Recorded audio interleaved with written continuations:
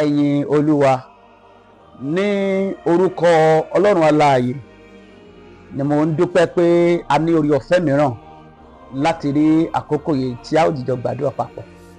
Bákan náà ni mo mú ìkíni wá láti ọ̀dọ̀ bíṣọ̀bù aláṣẹ ti Dáwìsì Ifọ̀, the Right Reverend Nathaniel Ọládẹ̀jọ Ògúndípẹ̀. Mo gbàdúrà lórúkọ Jésù, orí ọ̀fẹ́ Ọlọ́run kó di púpọ̀ nínú ayé gbogbo ẹ̀yin olùgbọ́ ọ̀rọ̀ mi. Ibi tí a ó fi jọ gbàdúrà papọ̀ láàrin ìṣẹ́jú kékeré yìí ó ló wà nínú ìwé Genesis orí ìkejì ẹsẹ̀ ìkejìdínlógún, Genesis chapter 2 verse 18. Ọlọ́run sì wí pé kò dára kí ọkùnrin náà kí ó nìkan máa gbé. Mo gbàdúrà fún ẹnìkan tó ń gbọ́ ohùn mi lónìí.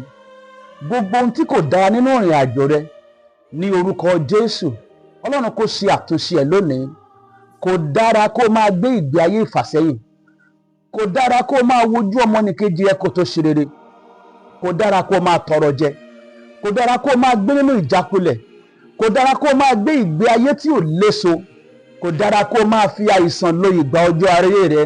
Mo kéde ní orúkọ Jésù ti Násárẹ́tì, ohun gbogbo tí kò dára nínú ìrìn àjò rẹ lórúkọ Jésù ẹ̀mọ́ kó ṣe àtúnṣe sí i.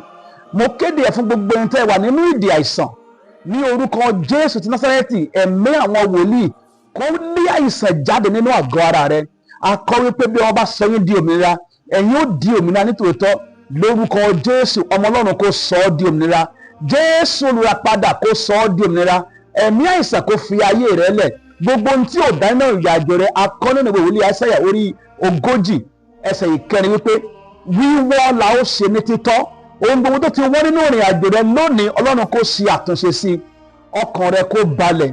May the Lord give you peace, all round peace. Bẹ́ẹ̀ ni yóò rí ní orúkọ Jésù Kristi Olúwa wa. Àmín.